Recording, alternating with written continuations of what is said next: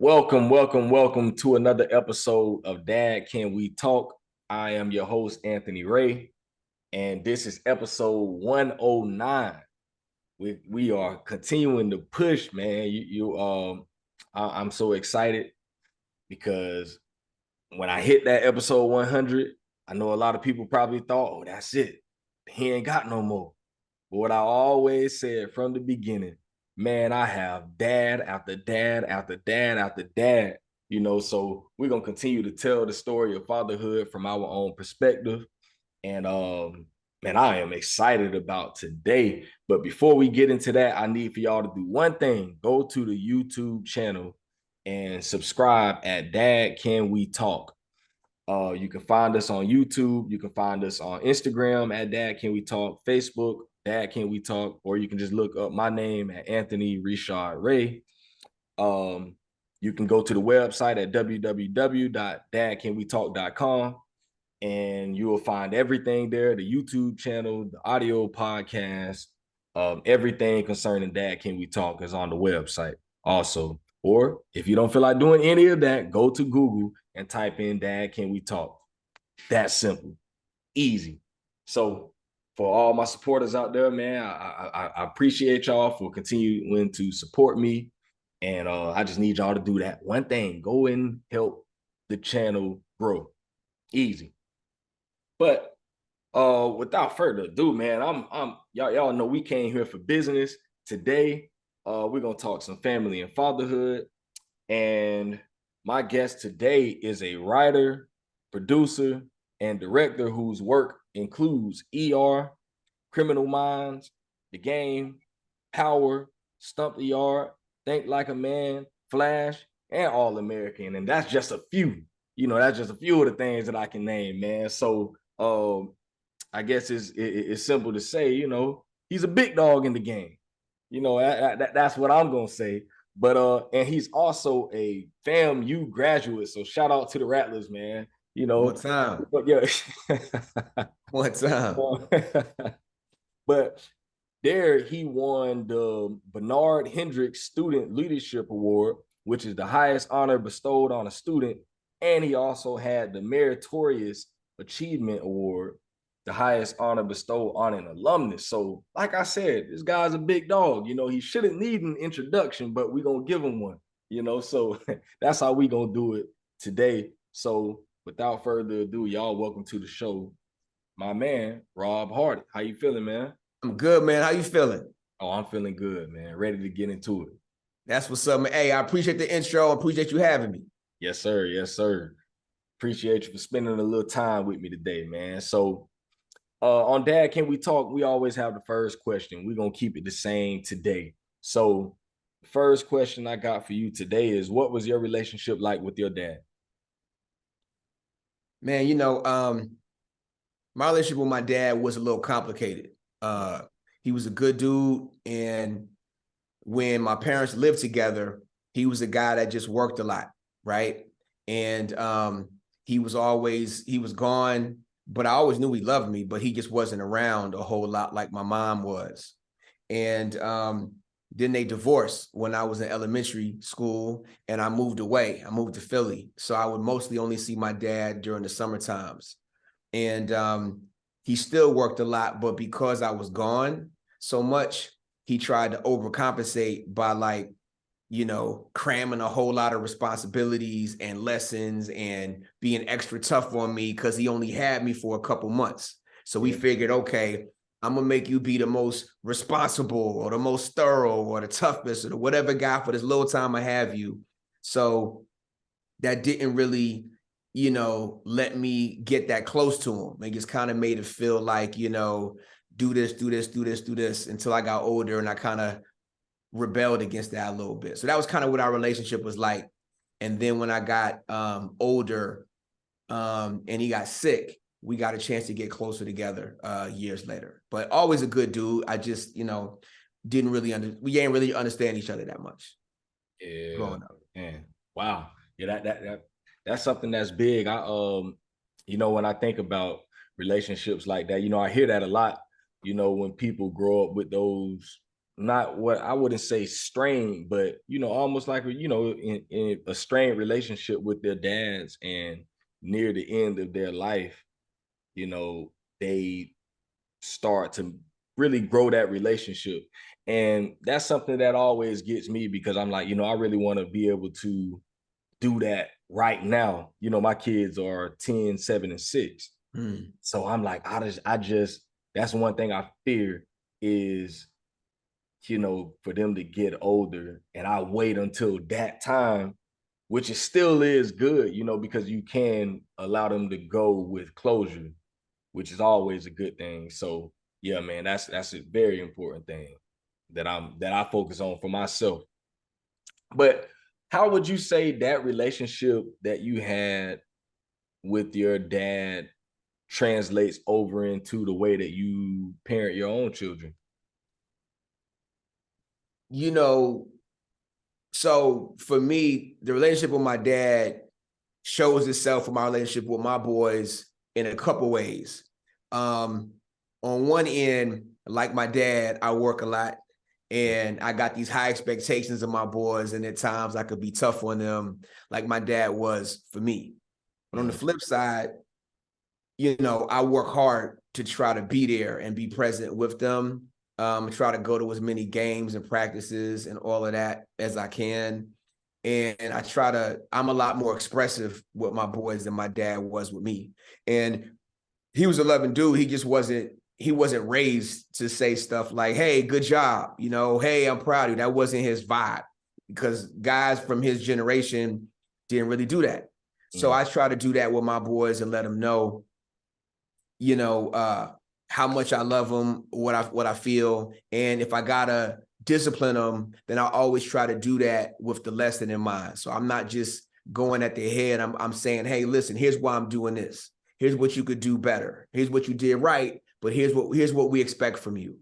So Mhm. that way they always know the why, and not just what I did wrong. So I try to make that pivot with them. Love that, man. Love that. Hey, fathers, if you're listening, that's free game right there. Free game.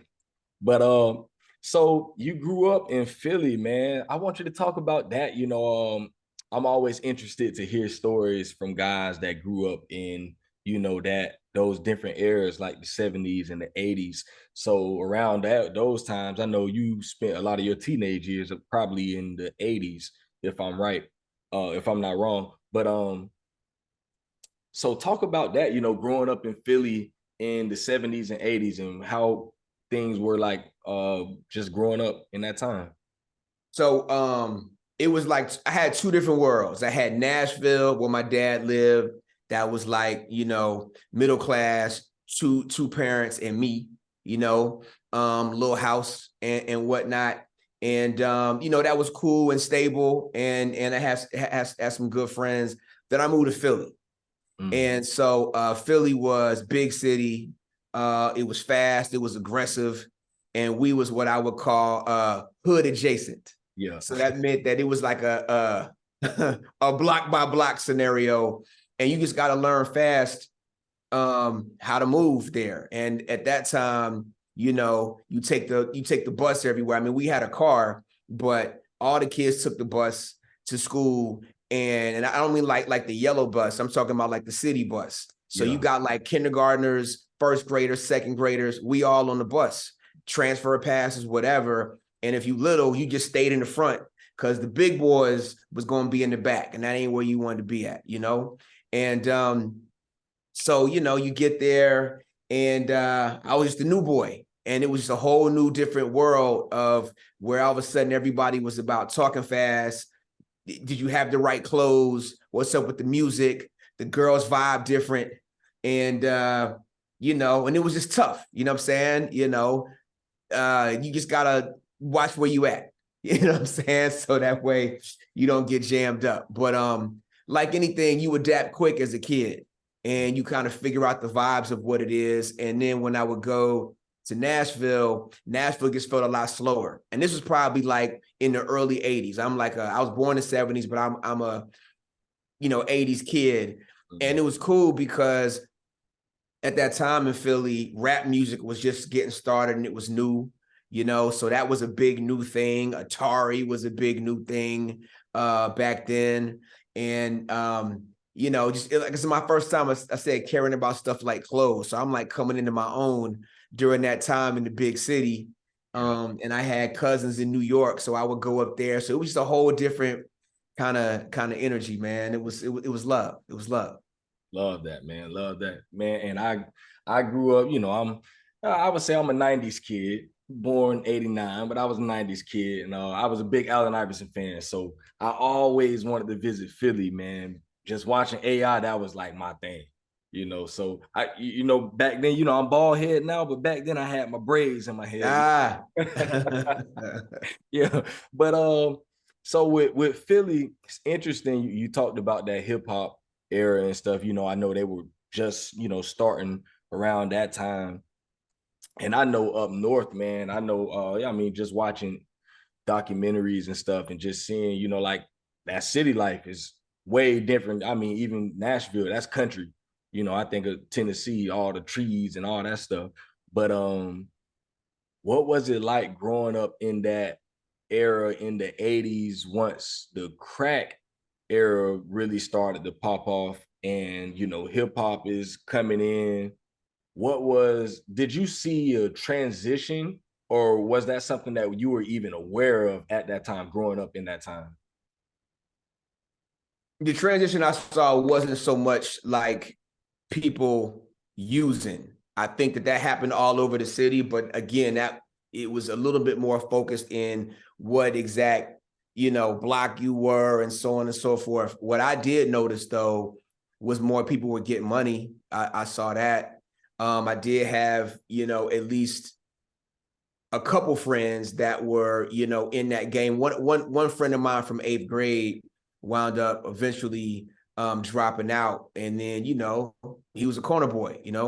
So I definitely would see that, and I think that for me it was more so, okay, that was happening, but we were just kind of like kids running around within that, and for us it was more about the hustle of trying to figure out how to get cool clothes so we could talk to the girl and we could get to the party and we could do this. So we were kind of like moving in and around that. I didn't really see the using part of that, but I definitely saw the people getting money part of it, and you definitely knew some of the crews that did that.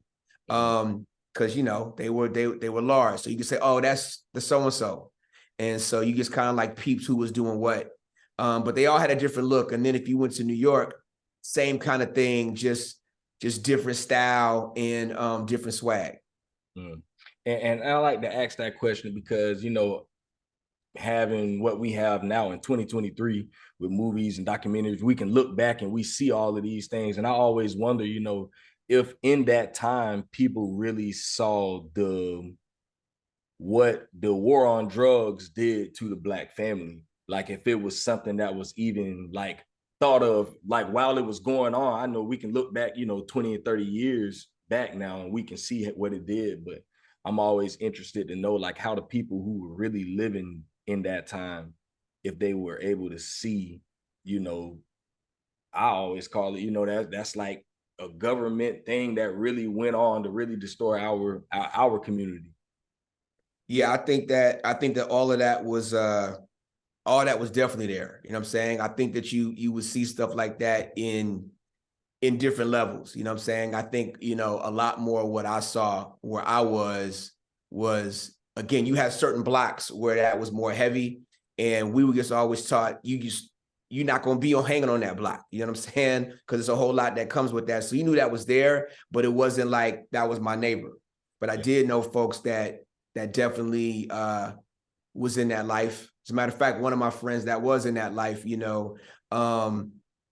here anymore. You know what I'm saying? So that part definitely happened. I definitely feel like you had the rise in people getting money, but the alternative to that at the same time was, hip hop as like an expression. So you had a lot of people that talked about that on all coasts.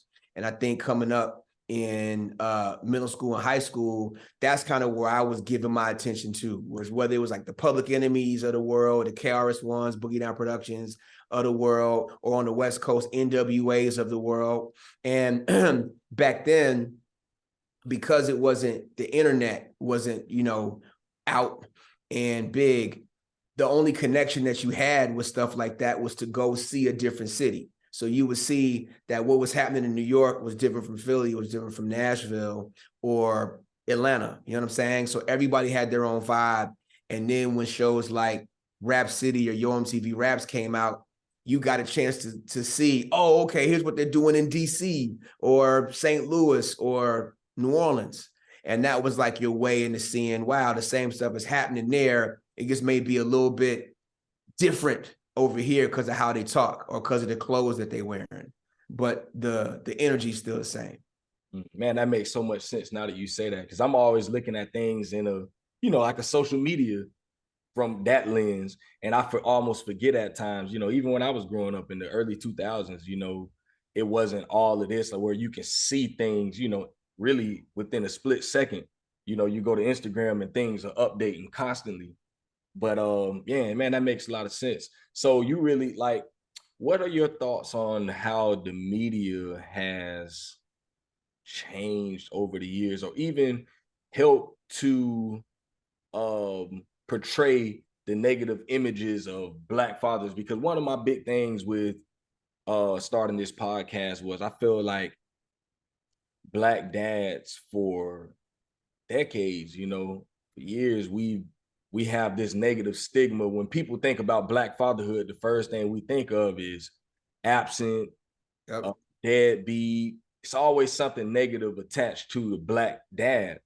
And so I was like, you know, from where I stand, I don't really see that as much. You know, with guys I'm growing up with, all of my friends were very active dads, my brothers, my cousins. Um, I do understand, you know, I didn't have the most active dad growing up. So I do understand it. But I'm like, why do we always, you know, everywhere you look on the TV and on the movies, um, what what part do you think media played in the portrayal of the negative stereotypes of Black dads? I think the media plays a huge portrayal in that, because you only report in half the story. You only report in situations to where Black people in general do stuff that's bad. When we do amazing, outstanding stuff, it doesn't really get reported like that. When you're the hero, it doesn't really get reported like that. I'm not saying that it doesn't. I'm just saying it doesn't get the same level of attention that it does when there's the stick-up kid or there's the shooting, you know, and the narrative seems to always be the same, you know, something that's violent related or, you know, absent dad or whatever. And all that stuff is part of our community, no doubt. It's not all the stories. I think that I feel like, you know, you had a situation. So even you know, when you look at like a lot of, you know, projects, right? And you're talking about like a lot of government housing. Sometimes they would have policies that would state that there can't be a man living in the unit for you to get this, for you to stay here and get this government assistance. So stuff like that tells you that there's a systematic, you know, thing at play to keep everybody separated. And if everybody's separated, then it's harder for those kids, young boys especially, to get the proper role model of somebody in the house that sets ground rules of conduct and says, yo, you can't do that. Yo, that's not right. And I think the two go hand in hand. If I got somebody that's a young kid that's relying on me every day, that's looking at me as the leader, that's expecting me to come and represent, you know, more times than not every time, but more times than not, I'm gonna do what I can to represent, to make sure that I can be the role model. And then vice versa, I give them something to look up to, and then it makes the neighborhoods better. You take that person out, you know, you remove the factories and the workplaces from our neighborhoods. You know, you have these crazy, you know, policies that get people locked up, and you remove that element, then you just have like guys looking for direction. And so, you know, even if you look through our history, I think that, you know, certain people, when they have dads, they tend to do better. They tend to have better mental health, all statistics. They tend to do better in school, have better behavior. Far less of them are in jail. Not saying that's, you know, that if you have two parents, you don't make bad decisions. or that if you're from a single parent, that you can't make it work. You absolutely can. I'm just saying that having the presence of a father or having the presence of strong men that could be surrogate fathers, the right coach, the uncle, the mentor, or whatever, allows people to have more stability and more role models to be able to do the right thing. And then, you know, to take care of their own families. No, that's real. That's real. And you know, I was watching BMF, and one thing that really stood out to me was, now one thing I will say is, you know, when you look at their family, you look at how they had a mom and a dad there, and they still did what they did, you know. And when I was watching that, I was like, one of the biggest things that stood out to me, like, wow, you know, they did have a mom and dad there. But statistics does show that, you know, with an active dad, most other times, you know, the kid would be better in almost every area, education, mental, emotional, social, everything.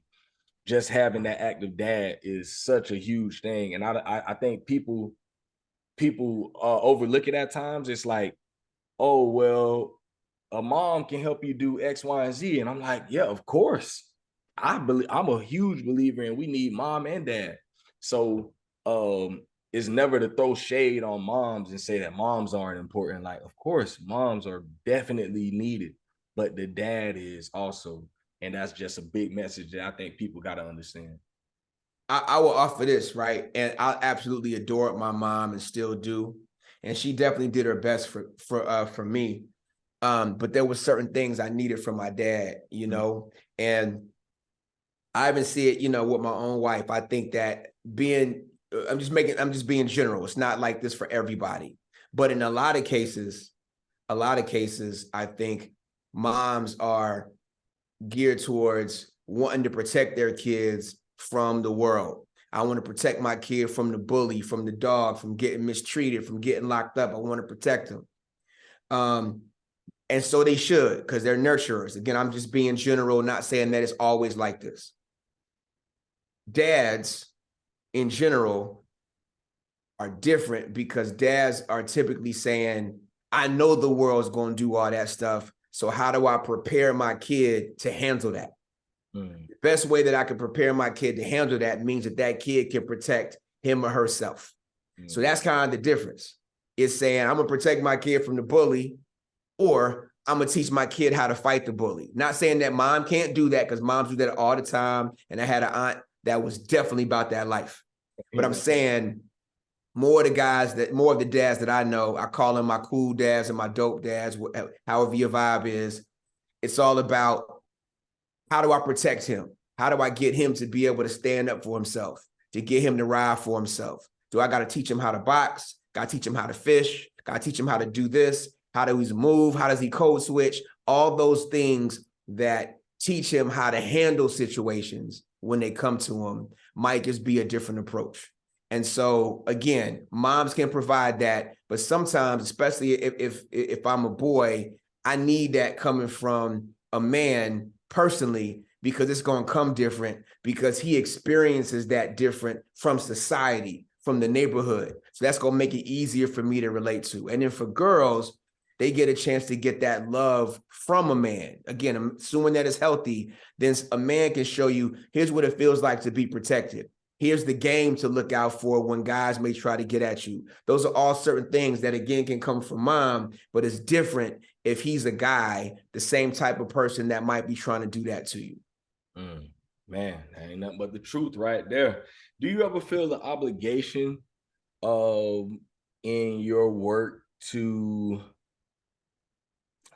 how do I want to say, not necessarily repair all of what's been portrayed for throughout the years, but do you have an obligation to put out those positive images of the Black male, the Black father, the Black family? I think so, when I can. Like, if I'm developing a project, I want to try to have that. But if it's for somebody else, I got to figure out what the story is that they're trying to tell. But my responsibility is, whatever the story is, to try to make it feel authentic and to do it with dignity.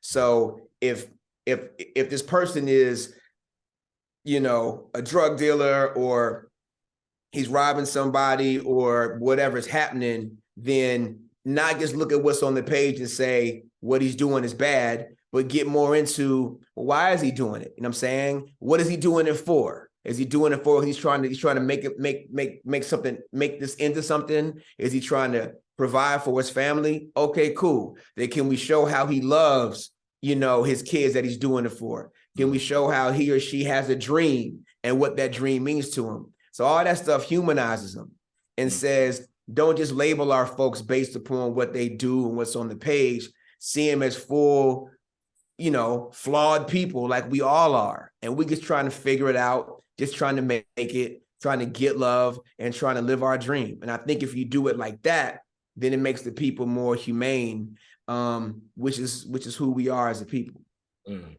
Man, you just said a mouthful right there.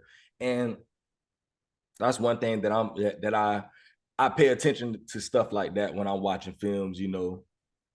I hear a lot of people, they talk about, you know, certain films or certain shows, and they say things like, we shouldn't support certain shows because it supports this or it supports that. And whatever the case may be, I'm always looking at things for, like, for instance, again, with the BMF situation, I look at these guys and I look at their life. I look at, you know, the dad, I look at the mom, I look at the little sister. I see all of these things and I'm just paying attention and understanding, like, okay, I understand why they might think like this. I understand why they might do this, you know, even though I might not even agree with it, but I do understand. And it helps me to understand people right around me, you know, guys right in my community, guy, you know, the next door neighbor, the person living down the street.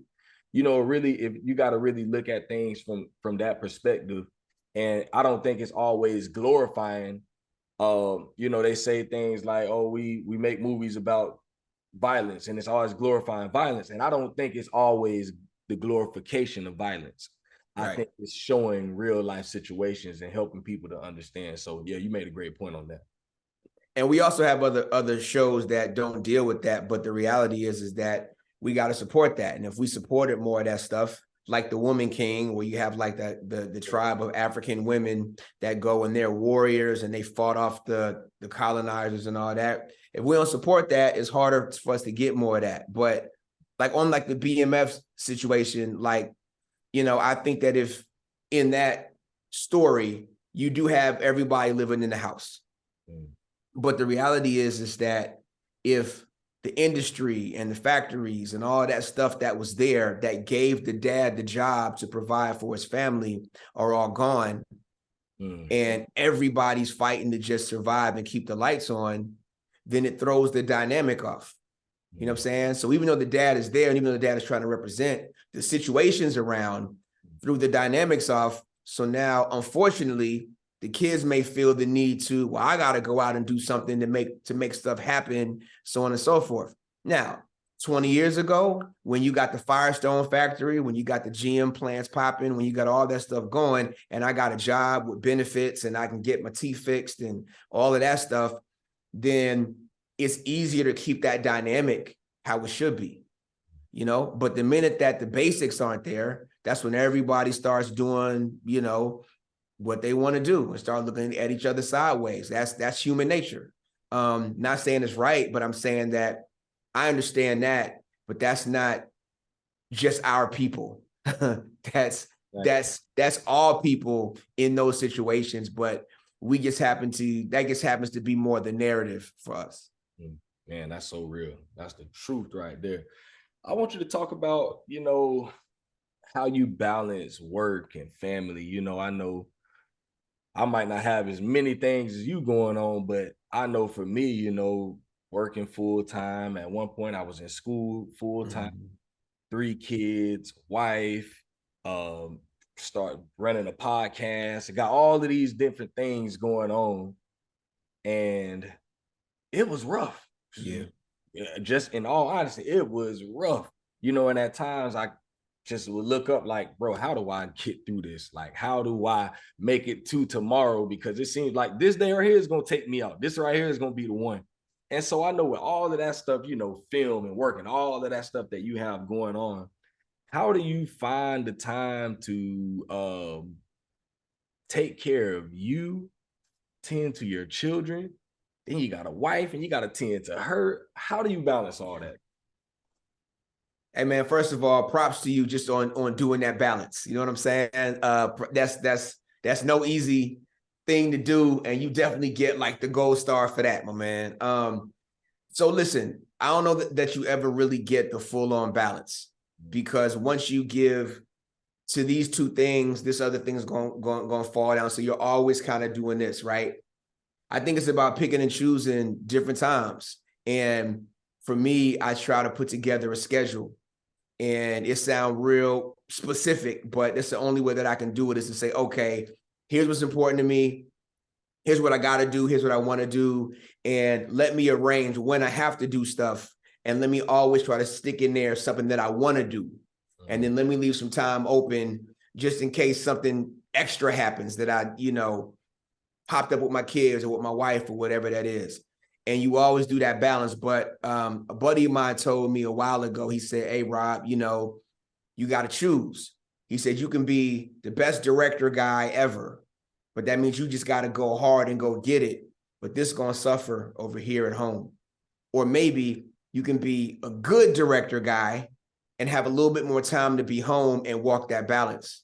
Mm-hmm. And then somehow in the middle of that, you got to carve out time for yourself. And what I will offer to you is, the way you take care of yourself is you build in some time for you to meditate or read or stretch or work out, whatever you want to do. If you tell your family, hey, what do y'all want to eat? Then for all the suggestions that you give them, make sure it's stuff that you want. So that way, if it's 4 places that we choosing to eat, I know that I want to eat at all 4. So whatever y'all choose, I win. Don't go and ask them what they want. And they say something over here and you're allergic to that. That's crazy. Now you got to go figure it out. But if you give them options, like, yeah, we can do these 4 things, then they feel like they got options. But quietly, you good either way. And then that way you build yourself into all this. So, you got to go to practice? Cool. Hey, I'm going to have my buddy meet me down to practice so we can just sit down for an hour and just talk trash. Or I'm going to get my hustle on during, because I'm going to sit in the car and do notes or do my podcast or do my other thing. So you multitasking, but you doing that for you while you take care of that for them. Oh. So those are ways that you can do, because you make your own mental health and your own, desires a priority. So that way you don't get burned out doing stuff for everybody else. Man, you just put me out. I'm taking notes right now. That's something that I need, man. I that's probably one of the most difficult parts of fatherhood for me, is balancing, taking care of myself. Yeah. Tending to all 3 of my kids, so I have 3 children, and I know that all of them have separate needs. Yep. I used to look at it like, I can give them all the same thing. But once I really started looking at the love languages, and I would look at that, as far as my wife is concerned. And then I started looking at the fact that, hold up, my kids are humans too. They have love languages also. And so I really started looking into love languages for children. I'm like, I was blown. I'm like, dang, I never thought about this, because I'm trying to love my son the way I love my oldest daughter, and love my oldest daughter like I love the little baby. Yep. And I'm like, no, they all have their own language, and I have to learn them and learn to love them in a certain way. So really taking that time to love all of them in their way, and also still having my wife in that is a difficult thing. So have you ever looked into that? Have you ever really just thought about, your kids' love languages? Yeah. Everybody's different, like my older boy is more independent, and he's a little more stubborn, you know what I'm saying, and kind of wants to go do his own thing a little bit. Loves me, but it's still kind of like, yeah. Let me figure this out. Whereas my younger boy is more affectionate. So he want to be like right here and talk to me and show me the stuff all the time. And it's trying to walk that balance for me. And what I've tried to do is give them each different times. And I may say on one day, like, hey, to my younger son, let's go hang out. What you want to do? We can do this, this, or this. You know what I'm saying? Because I know that I'm cool with all that. And then we'll go do something. And me and the older boy, I'll figure out, you know, what are the things that he likes. And I'll try to go do some of those things with them.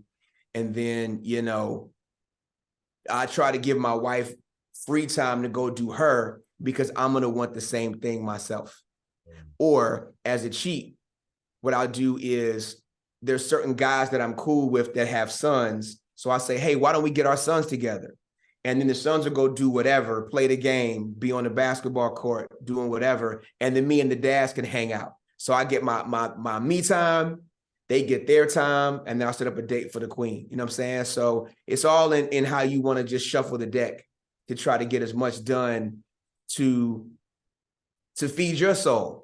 And to feed your soul, knowing that you had a little bit of time for each of your kids, you know? And one other thing that I tried to do was every New Year's, I tell everybody to make a list of all the stuff that you want to try to do this year.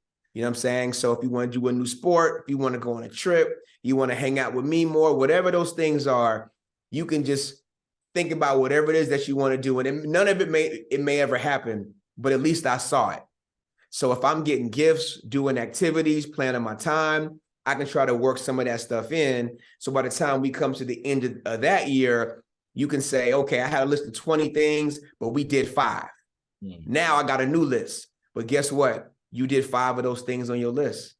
And you got a chance to tell me what you wanted, and it happened. And if everybody does that, everybody gets a little of what they want because they spoke up. And then that way we can kind of keep that whole thing going. And I got to do the same thing myself. That's so real. Yes, sir. Man, going forward, what's one area of parenting that you want to be better at? Going forward, man, I want to have more patience. I don't know that I always have the most patience, man. I think that when you're trying to balance everything and be a lot to a lot of people, man, sometimes you're just tired. And then when you get tired, you know, with me, sometimes I don't be wanting to hear it. I don't mean I'm a mean guy. I'm just like, yo, I'm tired. And we've been doing this for a second. So I'm trying to work more on my patience. And I'm still trying to work more on that balance, that work-life balance thing, where I also keep myself in the mix of that. So I'm not just doing for everybody else. Man, I'm right there with you, man. You sound more like me. Yeah. That patience is, woo. Man, we ain't even gonna get on that topic right there. Yo, the patience thing is real, though. It's real. Seriously, man. It's a day-by-day thing. Just trying to get better today, more better than what I was yesterday. Facts. Seriously. Got a couple more questions for you. Which TV dad are you most like, and which is your favorite? Or movie, TV or movie dads are you most like, and which is your favorite? Man.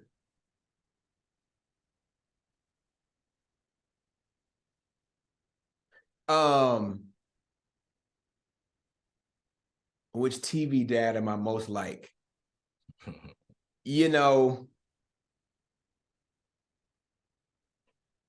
what's crazy is I'm actually drawing a blank on like a lot of the TV dads, and all the TV dads in my mind are like from the 80s. Man. You know what I'm saying? And I'm a little bit different from that. So I'm gonna go ahead and say the new Wonder Years. So the new Wonder Years, like the dad, you know, he was like an artist, you know, he played jazz or whatever. So he had his thing. He loved his kids. And he was trying to balance what was going on in the real world, but trying to give his kids space to be able to be kids. You know what I'm saying? And, you know, he was still a little cocky, and he still felt like he was kind of fly. So I think that that's probably, you know, the kind of dad that I am, you know what I'm saying? Except for I try to do a little bit more fun stuff. And I'm a little bit more adventure dad. Like, yo, let's, you know, let's go racing. You know what I'm saying? Let's jump off this cliff right quick. You know, I can be that dad too, you know. Yeah. Yes, sir. And which one would you say is like your favorite? You know, one of those TV dads that you like kind of looked up to growing up. You know, I'm gonna say that growing up, you know, I really looked at I really liked Cosby Show dad, you know what I'm saying? Just because I liked how that family worked. It felt like it was safe and everybody, you know, was understanding, you know, but at the same time, they were no joke. They wouldn't let you just get away with everything. But to me, it felt like it was all about love. You know what I'm saying? Like at the end of the day, we do what we do because we love you, but we're not going to let you be mediocre, or you're not going to just do whatever you want to do because we the parents. And, you know, I always respected that. That's real. Love that, man. Love that. All right, last question right here. If you could sit with the 18-year-old version of Rob, knowing everything that you know right now, and you could sit and talk just how you and I are doing right now, and you could give that young man one piece of advice going forward, what would you say to him? I would say live. Like, live, man, enjoy it.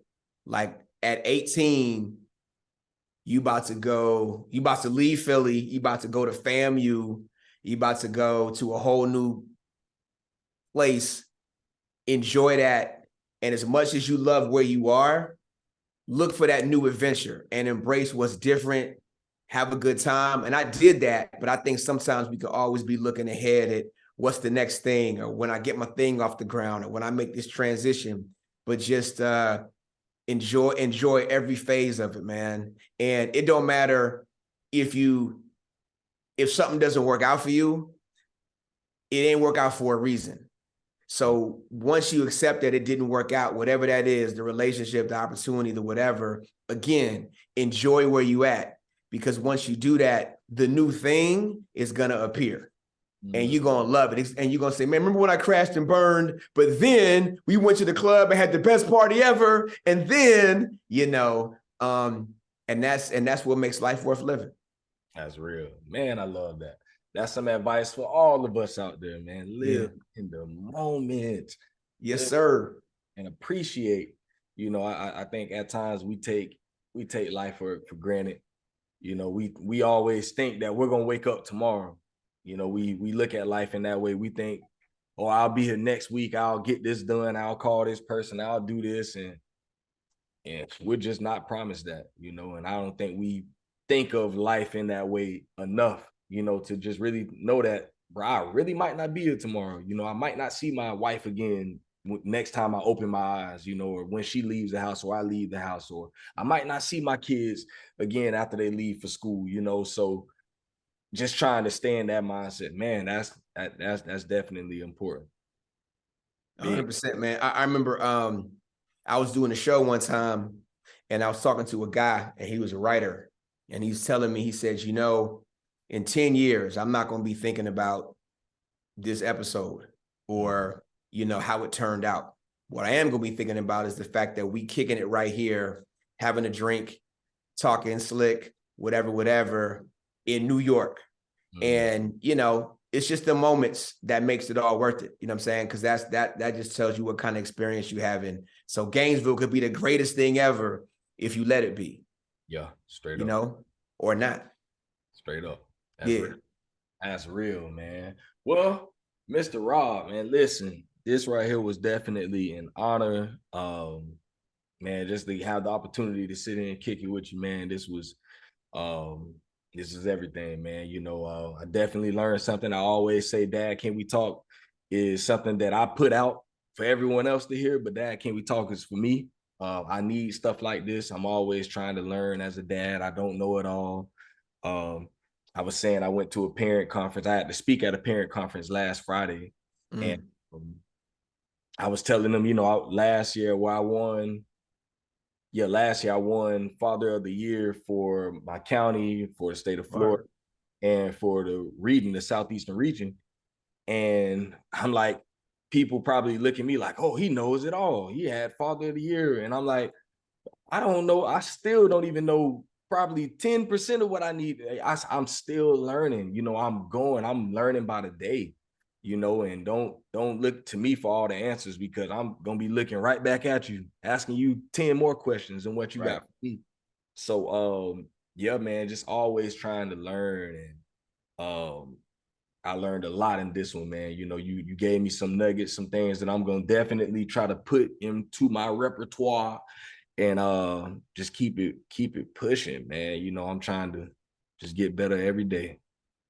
Hey, man, that's what's up, man. And listen, props to you. Like the fact that you created this so that way you could help other people, but also so you can help yourself too. And that's that perfect storm of, I got this thing for the world, but because of that, it's also feeding me too. And then we get a chance to have like community, and that energy that you put out there, it's that boomerang, man. It keeps coming back to you. And look, it's no rule book to this. And it's like the NFL, but man, we all play hurt. We all a little nicked up in this fatherhood game. You know what I'm saying? But it's love, though. It's love. That's real. That's real, man. But hey, I ain't gonna wake up. I ain't gonna put too much more time, take too much more of your time. But man, I got one more quick. So, man, my wife always is talking about trying to get into film, movies, or looking for places where she can like just audition and stuff. Like, what advice would you give her if she wanted to really go into that industry? So if you really want to break out into the business, so what you want to do is you want to be able to, as an actor, if that's what you want to do, first thing that you want to do is act. So wherever you are locally, whether it is at somebody's school, the church play, or whatever it is, you want to do some stuff where you can act. If there's a place where they offer acting classes that you can take, or a community theater, do that to start honing your talent. Okay. So that's the first thing. So that way, when you get an opportunity to do something, you're ready. Then they have a film commission. So if you're in Florida, go to the Florida Film Commission, Florida Film Office, and they'll give you a list of all the places, all the shows that's coming to town, and you look for the casting director. And then you see if you can set up a meeting with the casting director and show them your talent. Put together a reel of your scenes of the stuff that you did in these projects, and send them and see if you can get an audition. Or go to that Florida film office and ask for a list of talent agents, and then go and try to get you a talent agent that represents you, right? And so if they ask you to spend a whole bunch of money, like give me $5,000 for headshots or whatever, that's a scam. Don't do that. But if you get you somebody that's reputable, and the film office can tell you if they're reputable, then you go and get them, and they'll send you on the auditions. But what it starts with is, do you have stuff to show on tape or on video that you that person? And if you don't, you create that. And if you don't know if you got it, go take some classes. Or if you don't got any of that, just write it and shoot it yourself. But get something to show what kind of talent that you have, so that way we believe you. And so when you get a chance to get your audition, you'll be ready for it. Man, that's game. That is game. So for my wife and for anybody else that needed that information, you heard it from the man himself. So, man, listen, man, I appreciate you. Man, keep doing what you're doing. I'm proud of you, man, and keep on putting on for us, man. I'm gonna definitely do that, my man. Hey, look, thanks for having me, and keep shining. Yes, sir. Yes, sir. It's Dad Can We Talk, episode 109, and we out of here. Dang.